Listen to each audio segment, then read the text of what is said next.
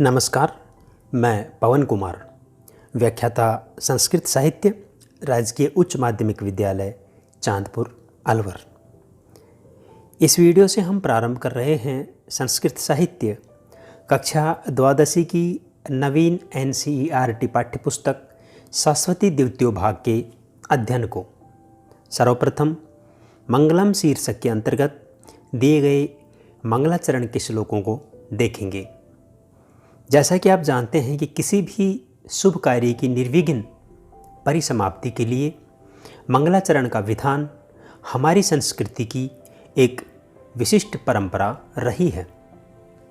अध्ययन अध्यापन भी एक अति मांगलिक कल्याणकारी कार्य है। अतः हमारा अध्ययन निर्विघ्न पूर्ण हो, हमारा ज्ञान दिव्य हो, इसी भावना के साथ ईश्वर की स्तुति करते हैं। कक्षा द्वादशी के संस्कृत विद्यार्थी इस चैनल के माध्यम से सरस्वती द्वितीय भाग पाठ्यपुस्तक की संपूर्ण अध्ययन सामग्री क्रम से प्राप्त करते रहेंगे।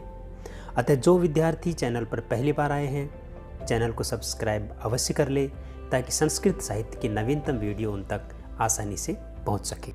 तो आइए देखते हैं मंगलाचरण के श्लोकों को।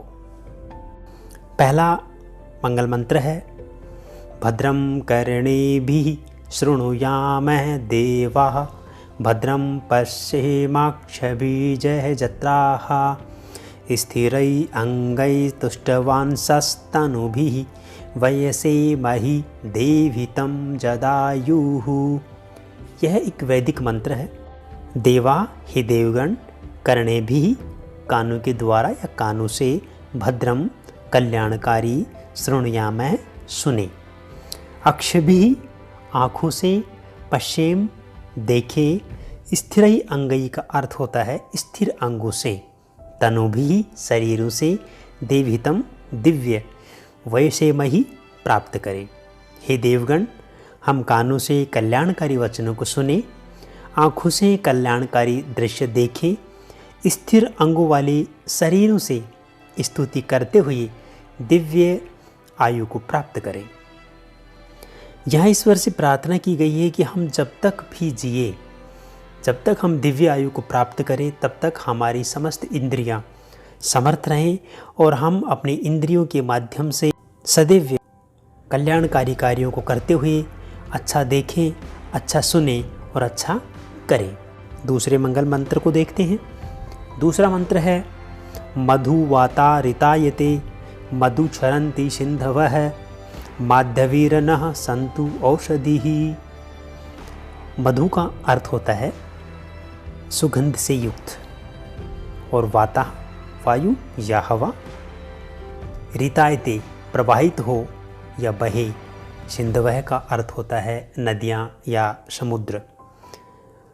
मधु मधुर जल को, क्षरन्ति युक्त हो, औषधि का अर्थ होता है औषधियाँ, और नय का अर्थ होता है हमारे लिए। माधवी ही मधुमेह या अमृत के तुल्य, संतु होवे।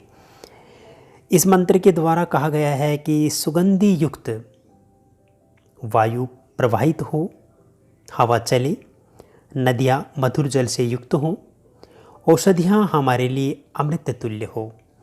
ईश्वर से प्रार्थना की गई है कि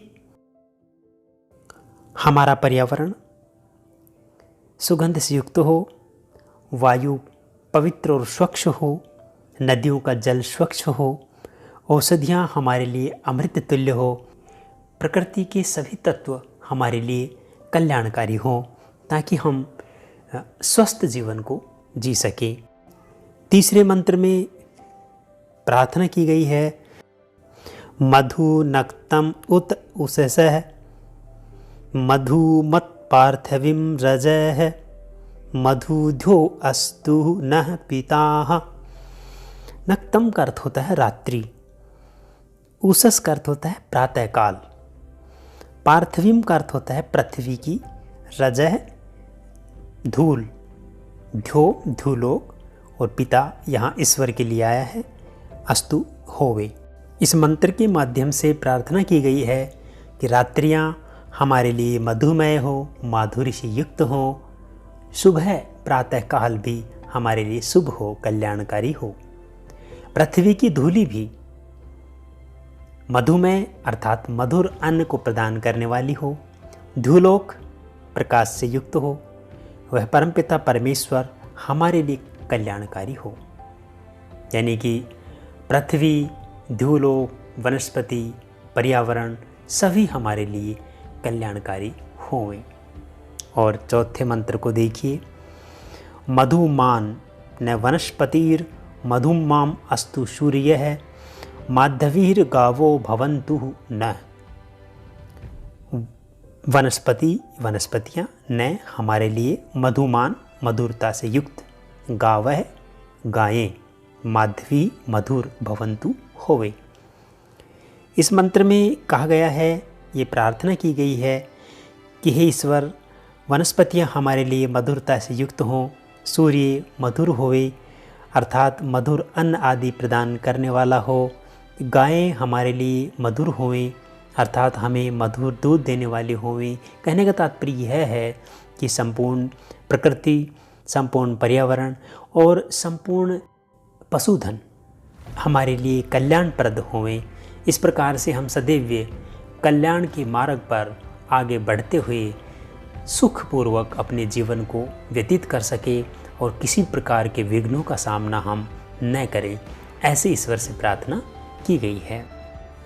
यह मंगलाचरण आपको कैसा लगा? अपनी राय कमेंट्स बॉक्स में लिखकर हमें अवश्य बताइए। अगले वीडियो में हम आपके लिए प्रथम पाठ विद्या अमृतम अश्नुते लेकर फिर उपस्थित होंगे। तब तक जुड़े रहिए, पढ़ते रहिए। धन्यवाद।